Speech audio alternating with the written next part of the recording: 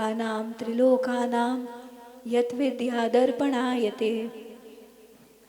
जय बोलो अनंतानंत सिद्ध परमेष्ठी भगवान की। जय बोलो 1008 नमीनाथ भगवान की। जय बोलो मुनिकुंजर सर्व प्रथमाचार्य श्री आदि सागर जी महाराज की।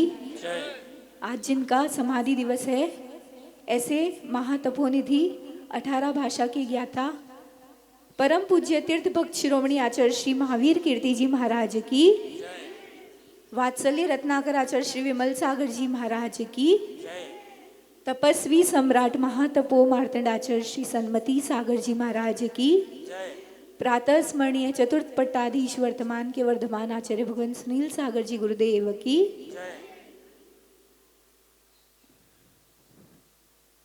एक बार की बात है, एक महिला अपने ससुराल से मायके जा रही थी। ज़्यादा दूर नहीं था, थोड़ा ही डिस्टेंस था। एक गांव से दूसरे गांव जाना था, चल के जा रही थी। थोड़ी बेचैनी हुई रास्ते में और वो एक वृक्ष के सहारे उसकी छांव में जाके बैठ गई। हार्ट अटैक था, वहीं उसने उसके प्राण त्याग दिए। वहीं से एक चोर जा रहा था, उसने देखा कि एक महिला सोई हुई है, इतने सारे गहने पहने हुए है। अगर यहाँ कोई नहीं होता तो मैं फटाफट चोरी करके मालामाल हो जाता। दूसरा व्यक्ति जा रहा था, वहीं उसने सोचा पत्नी तो मेरी भी है, लेकिन इसके जितनी सुंदर नहीं है। अगर मेरा वश चले तो मैं इसको अपने घर ले जाके अपनी पत्नी बना दूं। इतने में वहां से एक मुनिराज जा रहे थे, आहारचर्या के निमित्त से निकल रहे थे। उनकी दृष्टि उस महिला पे पड़ी और उन्होंने देख लिया कि वो महिला अपने प्राण त्याग चुकी है। उन्होंने मुद्रा छोड़ी, अंतराय कर ली, जीवन की नश्वरता को समझा। व्यक्ति एक ही था, लेकिन सबके दृष्टिकोण अलग अलग थे। हम किस चीज को कैसे देख रहे हैं? आचार्य भगवान हमेशा कहते हैं, अगर सृष्टि बदलनी है तो हम सृष्टि को नहीं बदल सकते, हमें अपना दृष्टिकोण बदलना होगा। हम किस चीज को कैसे देख रहे हैं? आज इतने महान आचार्य का समाधि दिवस है। ये अंकलिकर परंपरा एकमेव ऐसी परंपरा है जहाँ पे आचार्य पद किसी और मुनिराज या आचार्यों ने नहीं दिया है, गुरु ने अपने हाथों से ही पट्टाचार्य पद, आचार्य पद प्रदान किए हैं। वरना ऐसे होता है ना, कहीं किसी समाज ने दे दिया, कहीं किसी ने किसी की योग्यता देख ली और आचार्य पद दे दिया। लेकिन ये एकमेव परंपरा है। जब तक आचार्य श्री आदि सागर जी महाराज का समाधि मरण, उनका जो उन्होंने संलेखना ले ली, यम संलेखना ले ली, 15 उपवास की आराधना कर रहे थे, उसके पूर्व ही उन्होंने अपने हाथों से आचार्य श्री महावीर कीर्ति जी को अपना पद दिया था, पट्टाचार्य बनाया था। जब महावीर कीर्ति जी महाराज ने अपने जीवन के अंतिम क्षणों को जान लिया, निमित्त ज्ञानी थे, जान लिया कि अब ज्यादा जीवन नहीं बचा है और ये भगवान महावीर की परंपरा निर्बाध रूप से चलती रहनी चाहिए, तो उन्होंने अपना पद त्यागा। अपने जीते जी अपने पद का त्याग किया और उस पद को आचार्य सन्मति सागर जी महाराज को दिया। उनको अपना पट्टाचार्य बनाया। और जब तपस्वी सम्राट को पता लग गया कि मेरा अंत भी निकट है, पहले अपने जीते जी तो आचार्य पद दे ही दिया था आचार्य भगवान को, और काफी सारे ऐसे इशारे भी दे दिए थे कि मेरा उत्तराधिकारी आचार्य सुनील सागर ही बनना है। जो भी श्रावक आते या फिर आचार्य भगवान उनके निकट होते, चाहे अनंत वीर्य भगवान की प्रतिष्ठा ले लो, 5-5, 6-6 आचार्यों का उपस्थित होना, फिर भी एक पट्टाचार्य एक आचार्य शिष्य को उस भार को सौंपता है। और तब वहां पे इतने आचार्यों की उपस्थिति होने के बावजूद भी आचार्य भगवान के हाथों से संस्कार कराए गए थे। और यही सब निशानियां होती है कि आगे सब कुछ तुम्हें ही संभालना है, आगे सुनील सागर को ही सब कुछ करना है। और जब गए तो एक पत्र लिखित में छोड़ के गए थे कि हमारे उत्तराधिकारी आचार्य सुनील सागर इस परंपरा का ध्यान रखेंगे। तो ऐसे नहीं होता है कि कहीं भी किसी ने आचार्य बना दिए या पट्टाचार्य बना दिए। जो गुरु द्वारा प्रदत्त होता है, प्रमाणित होता है, भगवान महावीर की परंपरा है। और ऐसा भी नहीं होता है कि केवल मुनिराज ही होते हैं या केवल जवान मुनिराज ही होते हैं। तपस्वी सम्राट ने इतने व्रती बनाए। इस वागर प्रांत में जो धन संपन्नता है वो भी गुरु आशीष से है, और जो व्रतों की संपन्नता है, जो असली आत्मिक संपन्नता है, वो भी गुरु आशीष से है।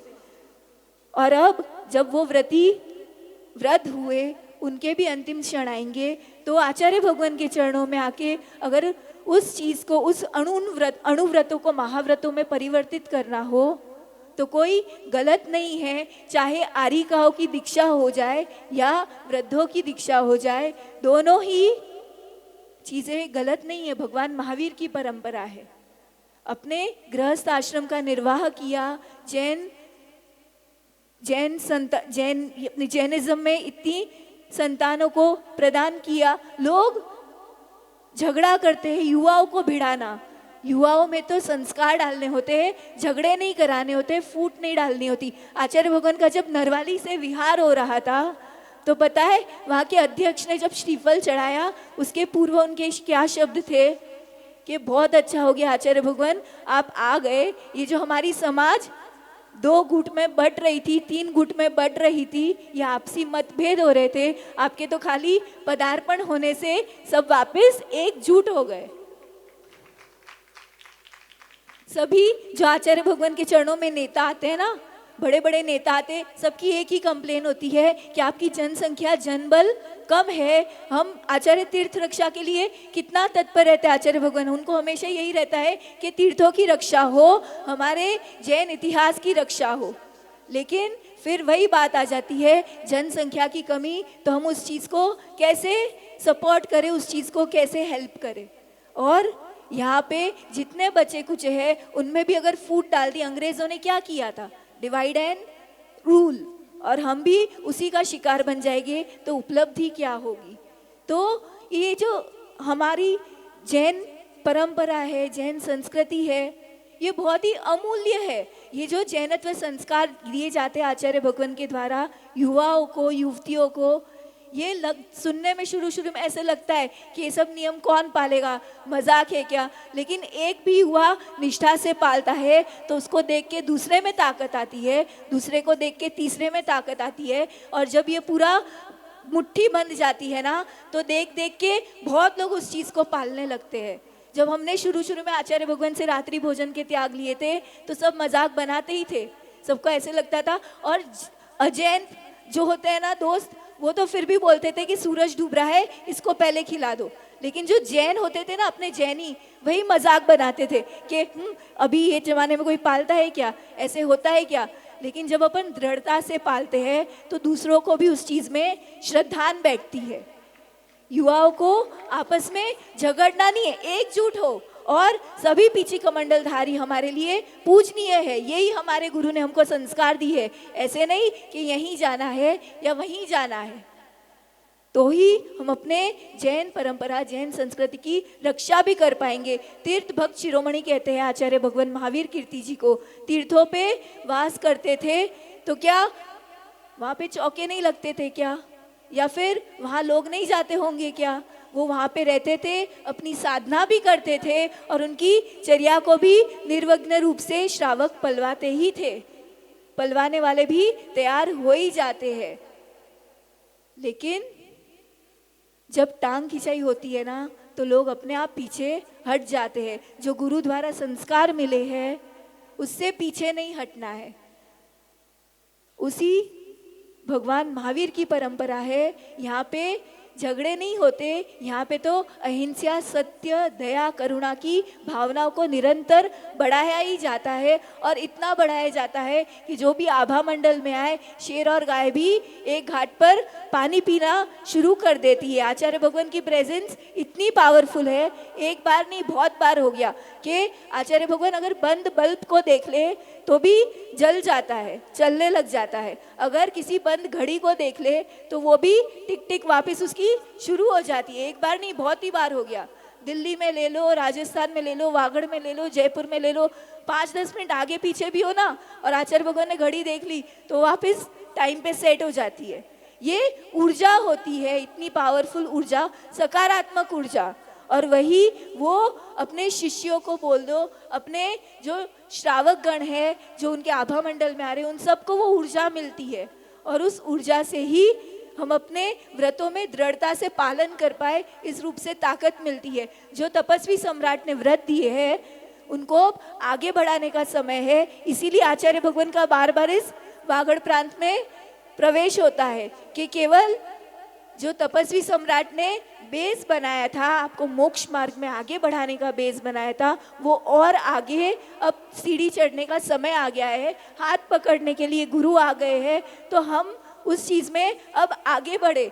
डरना नहीं है, डरोगे तो क्या होगा, मृत्यु तो वैसे ही आनी है। देख लो संदेशमती माता जी कितने शांत भाव से अपने परिणाम, इतने सरल, उनके चेहरे पे एक सौम्यता सदा बनी रही, एंड तक बनी रही। ऐसा नहीं कि चेहरे पे कोई दर्द हो रहा है या विकृति आ रही है, बिल्कुल एकदम जो बोलते हैं ना कंटिन्यूटी, बिल्कुल वैसे ही चलते रहे बिल्कुल। और फिर वो इतना पीसफुल तरीके से अपने देह को भी त्याग किया। ऐसे एक नहीं काफी सारे उदाहरण है समाधि के। आचार्य भगवान इतना प्यार से बोल दो, वो वात्सल्य बोल दो उनका, कि उनकी प्रेजेंस ही काम कर जाती है और कोई वेदना नहीं, कुछ नहीं, बस एक शांत परिणाम जो कंटिन्यूअस जिसकी आराधना की है, बस उसी को साधते हुए देह का त्याग भी कर देते हैं।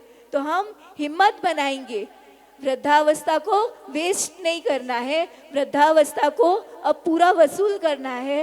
व्रत नियम लेके जो हमने अपने जीवन को 1, 2, 3 स्टेप पे लाए हैं, अब उसको आगे 4, 5, 6 स्टेप पे भी लेके जाना है। इसी मंगल भावना के साथ आचार्य भगवान के चरणों में नमोस्तु। जय बोलो आचार्य भगवान सुनील सागर जी गुरुदेव की।